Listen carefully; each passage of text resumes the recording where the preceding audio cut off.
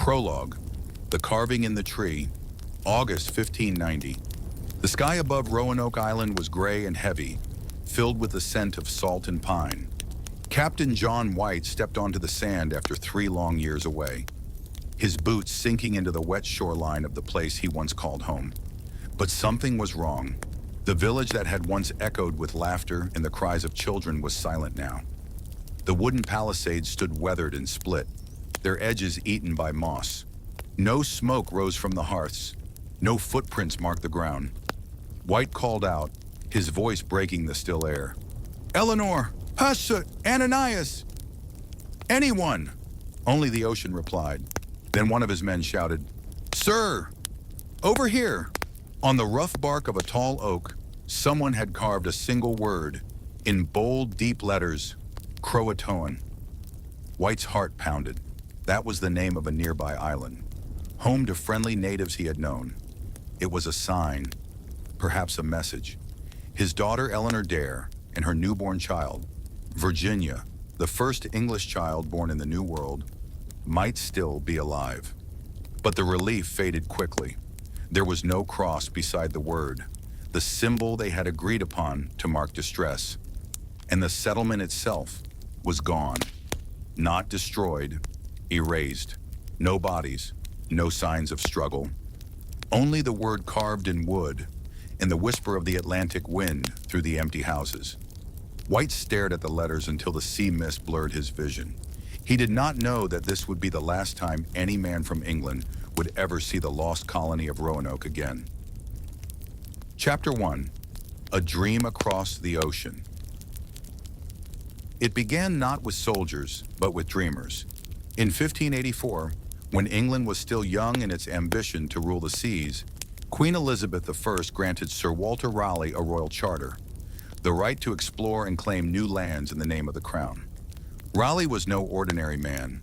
Handsome, poetic, and dangerously charming, he moved through the court like fire.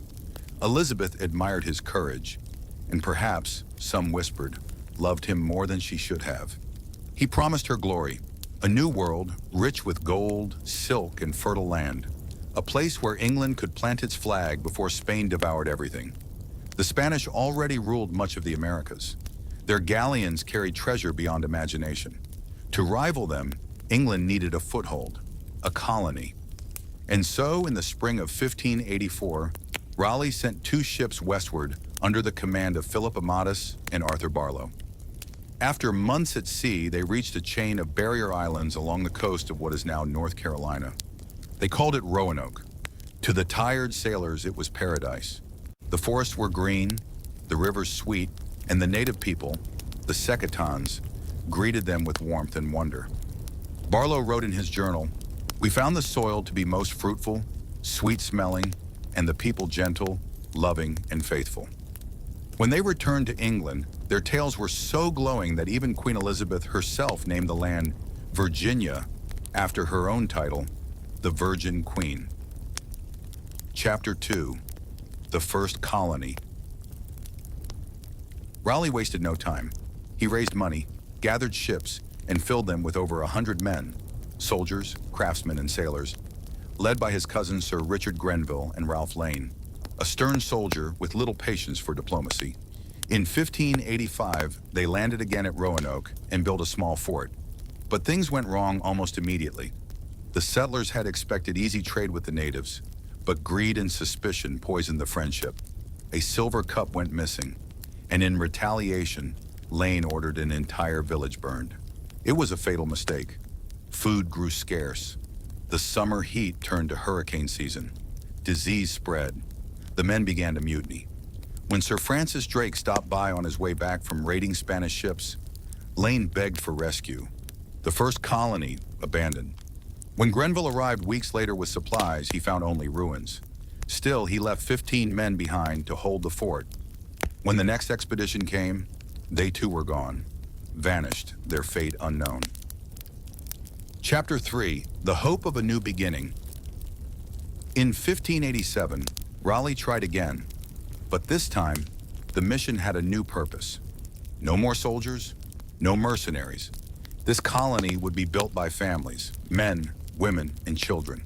a permanent English settlement, a true home across the sea. John White, a skilled artist and mapmaker, was chosen as governor. His pregnant daughter Eleanor Dare joined him, along with her husband Ananias Dare and 116 others. They set sail on the ship Lion under Captain Simon Fernandez. Their destination was supposed to be Chesapeake Bay, further north, but Fernandez, impatient and eager to return to England, refused to go farther. He left them on Roanoke once again. The settlers had no choice but to rebuild the old fort. In August 1587, Eleanor gave birth to a daughter, Virginia Dare, the first English child born in the New World. There was joy that day, laughter, hope, but the supplies ran low, and the settlers begged Governor White to sail back to England for help. He promised he would return in a few months. He had no idea it would take 3 years. Chapter 4: The Long Silence. When White reached England, war had erupted. The Spanish Armada threatened to invade. Every ship was needed for battle. Raleigh himself was under pressure from the Crown. No one could spare a vessel to rescue a small colony across the sea. White waited. Months turned into years. He wrote letters. He begged. He dreamed of his daughter and little Virginia. Finally, in 1590, when the Armada was defeated, White secured passage back aboard a private expedition. They reached Roanoke on August 18th, Virginia Dare's 3rd birthday. But the colony was gone, and only the word CROATOAN remained. Chapter 5: The Empty Settlement. The first thing John White noticed was the stillness. No birds sang, no dogs barked. Even the ocean, crashing endlessly along the shore, seemed to hush itself as the search party stepped closer to the ruined fort. Everything looked paused, like the world had simply stopped one day and never started again. Inside the fort's remains, White found chests scattered and broken open. His own belongings, maps, drawings, family keepsakes, had been rifled through, their contents gone or rotted by rain. He walked to where his daughter's cottage once stood. There was nothing, only weeds and a half-buried child's toy made of wood. He picked it up carefully. It might have been Virginia's. Then came that word again, CROATOAN, carved deep into the oak gate post. White remembered the agreement. If the colonists ever decided to move, they would carve the name of their destination. If they were in danger, they'd carve a cross above it. There was no cross. That meant maybe they had left willingly. Maybe they had gone to CROATOAN Island, today called Hatteras Island, where the friendly CROATOAN tribe lived. White ordered the ships to prepare for sail, but that night a storm rose suddenly from the sea. Winds howled, lightning split the sky, and the captain of the ship refused to risk it. They turned back for England. John White never saw Roanoke again. He died years later, still wondering if his daughter and granddaughter were alive somewhere among the islands of the Carolina coast. Chapter 6: Whispers in the Woods. For decades afterward, sailors and explorers told stories. They spoke of white-skinned natives living among tribes who claimed descent from English ancestors. Some said they saw people with gray eyes and light hair deep in the forests of North Carolina. In 1607, when the Jamestown colony was founded in Virginia, 20 years after Roanoke, a man named Captain John Smith heard these stories too. Chief Powhatan, the powerful leader of the Powhatan Confederacy, once told Smith that he had destroyed a group of people who lived in a nearby region, men who built houses with walls and wore European clothes. Were they the Roanoke colonists? Smith never found proof, but the tale haunted the settlers of Jamestown. The memory of Roanoke was a ghost that lingered behind every new colony, a warning whispered by the wind. Don't disappear like them. Chapter 7: The Curse of the Dare Stones. Centuries passed. By the 1800s, Roanoke had become legend, half history, half myth. Then, in 1937, a man walking along the Chowan River near Edenton, North Carolina, stumbled upon a strange stone. It was heavy and smooth, with letters crudely carved across its surface. The inscription began, "Ananias Dare and Virginia went hence unto heaven, 1591. Any Englishman show John White, Governor of Virginia, that his child and mine are dead. Signed, E.W.D. E.W.D.? Eleanor White Dare." Was it real? Could this be the first written message from the lost colony? More stones followed, 47 in total, discovered across the Carolinas and Georgia. They seemed to tell a heartbreaking story that Eleanor and the survivors had fled inland, attacked by natives, and slowly perished one by one. For a while, America believed. Newspapers called it the greatest archaeological find in American history. But then doubts crept in. Some of the stone's carvings looked too modern. The language seemed inconsistent with Elizabethan English. By 1941, most scholars called them fakes, perhaps made by someone hoping for fame. And yet, not all agreed. Even today, some experts believe the first Dare stone, the one found earliest, might actually be authentic. If so, it would be the last message from the lost colony, a mother's final words to her father across centuries. Chapter 8, CROATOAN. Let's go back to that one word, CROATOAN. It wasn't just a name, it was a symbol that would echo through American folklore for centuries. In 1590, CROATOAN was the home of Manteo, a native leader who had once traveled to England and returned with the English explorers. He had been baptized a Christian, the first native to do so. He trusted John White. He helped him. And when the settlers carved CROATOAN, it meant they likely went to his island for safety. Modern archaeologists have found signs that this might be true. At Hatteras Island, excavations have uncovered late 16th century European artifacts, sword hilts, gun parts, and even a slate pencil used for writing. Not Spanish, not Jamestown era, Roanoke era. Could it be that the colonists survived, merging with Manteo's people, adapting, living out their lives in peace until history forgot them? It's possible.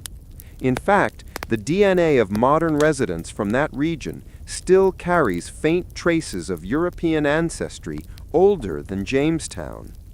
Chapter 9, The Lost Map. In 2012, researchers at the British Museum re-examined one of John White's original maps, a watercolor chart of the Carolina coast titled La Virginia.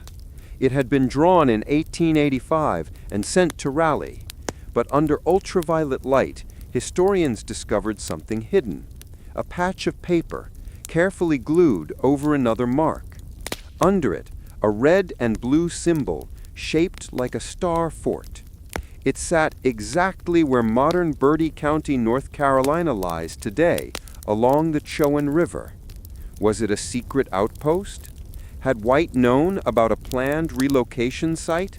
A safe inland base for the colonists that was deliberately kept hidden from Spain? This discovery reignited the mystery. Perhaps the colonists had moved inland, not just to CROATOAN, but further west, building a new life away from the coast. Chapter 10, Theories and Shadows. Over the centuries, the mystery of Roanoke became more than a story. It became a mirror for America itself.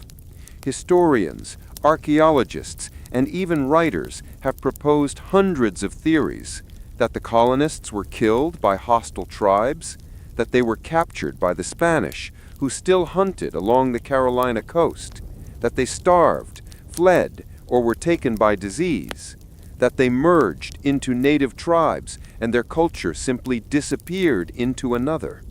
But there are darker theories too. Whispers of betrayal, forbidden love, and even the supernatural. One legend says that when the colonists disappeared, they left behind something cursed. Locals claimed that anyone who visited the island after dark could hear a woman singing softly by the shore and the sound of a child laughing just before the wind rose. Chapter 11. A Colony Reborn. When Jamestown was established in 1607, the settlers brought with them not only supplies and guns, but the ghost of Roanoke. Captain John Smith often spoke of the lost colonists. He wanted to find them, to rescue them if any still lived. He sent search parties into the wilderness, up the rivers, across the marshlands.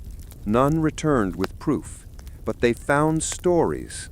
Natives told of men who built houses like the English and prayed to a great father in the sky. They told of children with light eyes who spoke a strange tongue. The Jamestown men wrote these reports down, then turned their attention back to surviving their own struggles. The story of Roanoke faded again, but never truly died. Chapter 12. The Silence of Centuries.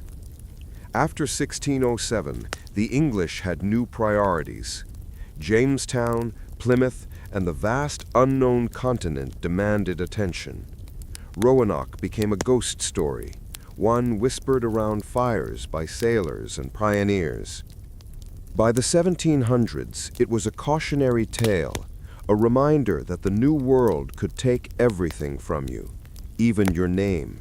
In colonial taverns, men told tales of a white tribe living beyond the Great Dismal Swamp. Some claimed to have seen villages where children had blue eyes but spoke Algonquian words. Others said that beyond the rivers of Carolina there stood stones engraved with strange letters, maybe graves. No proof ever surfaced. But something about Roanoke refused to vanish completely. The silence itself became part of the story, a silence that stretched across generations, across oceans. Chapter 13. The Return of the Dreamers. By the late 19th century, the United States was expanding westward, but historians and writers began to look backward, to rediscover the myths that shaped the nation. Roanoke reappeared in books, lectures, and plays. In 1896, the writer Annie Winslow published Virginia Dare, a romance of the 16th century. It portrayed Virginia as a symbol of innocence, the lost daughter of the New World, blending English purity with native mystery. The legend evolved. Virginia Dare became not just a name, but a metaphor for beginnings, for identity, for the dream of America itself. And in 1937, when the Dare stones appeared, the world was ready to believe again. Archaeologists, journalists, and treasure hunters descended on the Carolinas. People wanted answers. They wanted connection to that vanished moment when the first English families had stepped into a wild, endless world and disappeared. Even if the stones were fake, they reignited the greatest historical mystery of the Western Hemisphere. Chapter 14. The Archaeologist's Quest. In the 20th century, real science joined the search. Archaeologists from universities across America began to dig at Roanoke Island, Hatteras Island, and inland sites along the Chowan River. They found shards of pottery, fragments of Elizabethan pipes, a rusted sword guard buried under centuries of sand. Each item raised more questions than answers. Were these left behind by the 1585 soldiers or by the 1587 colonists? Or had traders brought them later? Still, every discovery felt like a heartbeat from the past. At Fort Raleigh National Historic Site, the supposed location of the colony, researchers unearthed post holes that matched English building styles, but the signs of everyday life, of women and children were missing. That absence haunted them. One archaeologist, Ivor Noel Hume, once said, "We keep finding evidence that someone was here, but never enough to prove who they were when they vanished." Chapter 16. Hidden in the Land. In 1998, the ground near Hatteras Island yielded something unusual. A copper ring, small, ornate, decorated in the Tudor style. Testing revealed it dated to the late 16th century, the time of the Lost Colony. Had it belonged to Eleanor Dare, to one of the settlers' wives, or to a trader decades later? No one could be sure, but when researchers compared the site's soil layers and artifacts, the evidence suggested long-term habitation, possibly by a mixed community of Europeans and natives. That meant some of the colonists might have survived. The earth seemed to whisper it. They didn't all die. They became someone else. Chapter 17. The Bloodline Question. With DNA testing came new hope. Could science prove what history never could? Anthropologists began to study families along the coast of North Carolina who claimed descent from the lost colonists.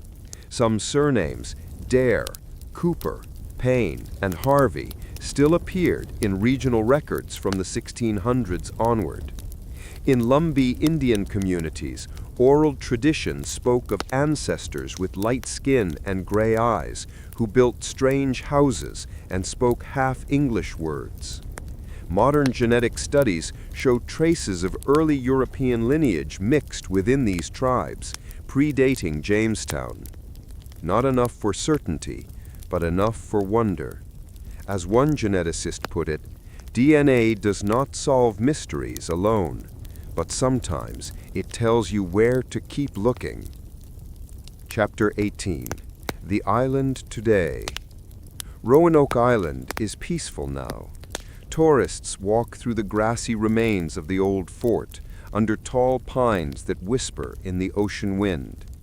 Every summer, an outdoor drama called The Lost Colony is performed near the site, the longest-running symphonic play in American history. Actors portray John White, Eleanor Dare, and Virginia, the baby who became a symbol. At the end of every show, the lights dim, and a single spotlight shines on the carving in the tree, CROATOAN. The audience falls silent, because everyone feels it, that chill of unfinished history, a story that began before America was even born and still has no ending. Chapter 19. The Symbol and the Shadow. CROATOAN became a cultural ghost long after Roanoke. Writers and artists began to see it everywhere, a mark of disappearance. When Edgar Allan Poe died in 1849, the legend says the last word he whispered was CROATOAN. Though historians doubt it, the myth endures. When stage magician Ambrose Bierce vanished in Mexico in 1914, never to be found, the word was supposedly scrawled in his diary.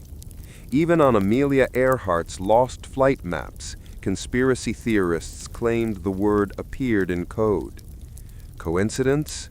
Maybe, but it feels poetic that a single carved word left by desperate settlers in 1590 has become shorthand for everything humanity loses without explanation. Chapter 20. The Unfinished Story. More than 400 years have passed. We have satellites in orbit, rovers on Mars, DNA from ancient bones, but no one has ever found what truly happened to the 117 souls who stepped off the Lion in 1587. Were they slaughtered? Did they starve? Did they live quietly among friends, their English blood dissolving into the sands of the New World? No one knows. And maybe that's the point. Maybe the Lost Colony's final gift is mystery itself, a mirror that reflects every generation's hope, fear, and longing for belonging.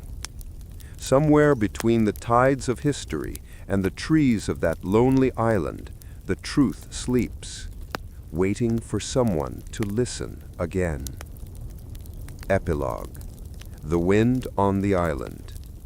If you stand on Roanoke Island at dusk, when the sea mist rises and the gulls fall silent, you can still hear it. The wind moves through the reeds like a whisper, soft, rhythmic, almost like words. Some say it's the voice of Eleanor Dare calling across time for her father. Some say it's the ocean answering. And if you listen closely enough, beneath the rustling of the trees and the wash of the tide, you might almost hear a child's laugh, fleeting, bright, and gone again, swallowed by the Atlantic. The story never ended. It only waits. Chapter 21. Echoes Beneath the Sand. The summer air on Roanoke Island was thick and heavy, humming with the low drone of cicadas. The modern world had come and gone. Cars passed in the distance, tourists wandered the trails, but deep beneath the pine needles, the past was still breathing.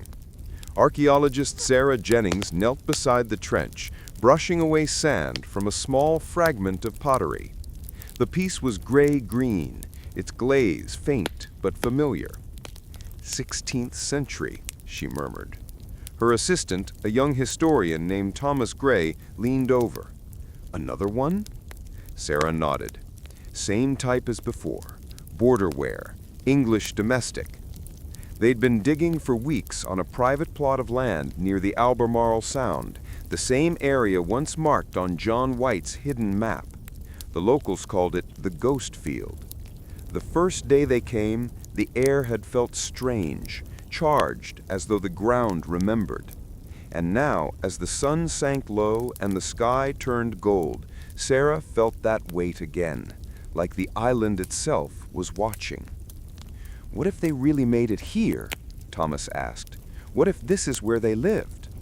Sarah smiled faintly. Then history changes today. She held up the shard to the fading light, the edge of it catching fire in the sunset. Somewhere out there, maybe not far from where they stood, 117 souls had vanished into the soil. And maybe, just maybe, this was their whisper coming back. Chapter 22. The Hidden Fort. A week later, the dig went deeper. At 3 feet down, they struck post holes, dark stains in the soil, lined in a perfect square. Looks man-made, Thomas said. Sarah measured the spacing. 10 feet apart, English spacing.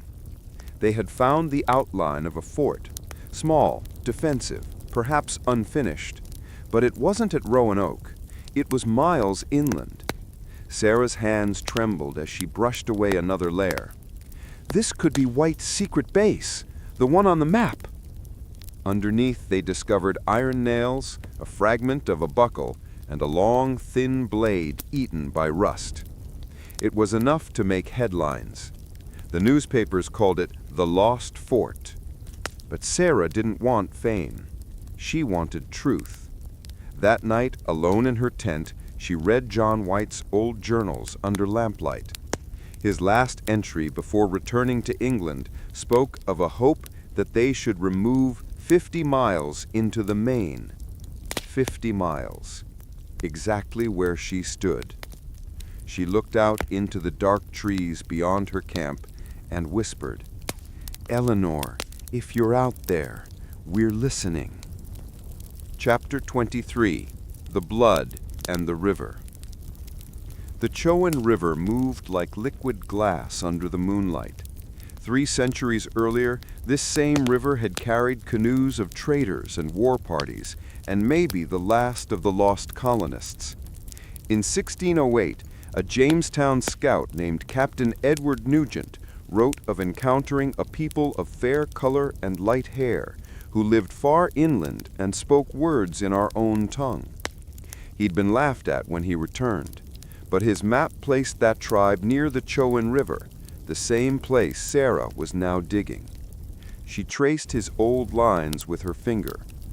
Nugent's notes mentioned a name, Doga.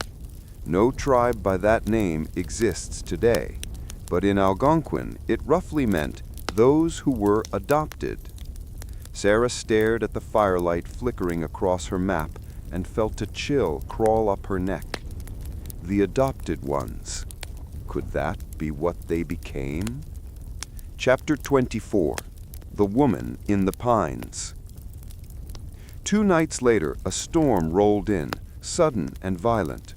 The excavation team took shelter in their tents as thunder cracked across the sky. Rain hammered the ground, turning the dig into a pool of black mud. Sarah couldn't sleep. Something pulled her outside. She stepped into the rain, barefoot, the wind whipping her hair. Lightning flashed, and for a moment she thought she saw someone standing among the trees. A woman in a long dress, pale as bone, hair loose around her shoulders. She blinked. The figure was gone. Only the sound of the storm remained. But in the mud near her tent, she found something new. A small heart-shaped locket, tarnished with age. Inside was the faint outline of a cross, carved by hand. She pressed it to her chest. "Eleanor," she whispered. Chapter 25. Letters from the Past. The next morning, Sarah sent the locket for testing. The results stunned her. The metal matched 16th century English silver alloy, rare, but identical to jewelry styles found in London in the 1580s. It couldn't be coincidence. News spread fast. Documentary crews arrived. Headlines screamed, "Evidence of lost colony found in North Carolina." But Sarah kept her focus, because the more they uncovered, the more questions rose. One day, digging near the old fort's edge, she unearthed a small piece of slate, smooth on one side, etched faintly with markings. It was writing. Under magnification, she could read 4 letters. V. A. D. A. Thomas frowned. "What does that mean?" Sarah didn't answer at first. Then she whispered, "Virginia Dare." Chapter 26. The CROATOAN Connection. Back on Hatteras Island, another team was digging too, led by archaeologist Mark Horton. He'd spent years studying Native American settlements along the Outer Banks, searching for proof that the colonists had joined them. In a CROATOAN village site, he found dozens of European items, gun flints, glass beads, iron tools, but unlike ordinary trade goods, these objects showed signs of repair, reuse, and adaptation, as if they belonged to people who lived there, not visitors. Horton's theory matched Sarah's. 2 groups of survivors, one that fled inland to the Chowan River, and another that merged with the CROATOAN on Hatteras. Separated, forgotten, but alive for a time. Chapter 27. The Message That Never Arrived. Historians have long believed that if John White had reached CROATOAN after finding the carving, he might have found his family alive. But the storm that night, the one that forced him back to England, sealed their fate. Had he made it there, perhaps the colony would never have been lost at all. The tragedy of Roanoke in the end was not just disappearance, it was interrupted communication.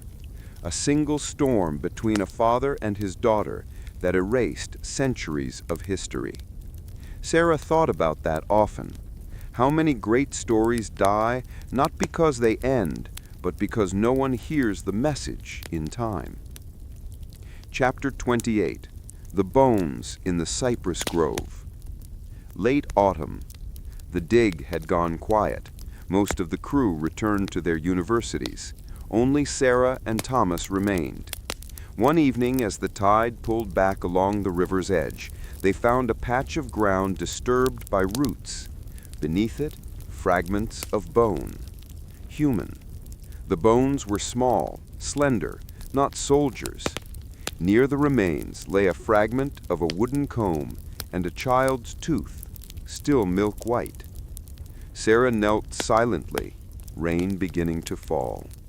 She knew she couldn't claim who they were, but in her heart she believed she was looking at them, the forgotten ones who had crossed an ocean for hope.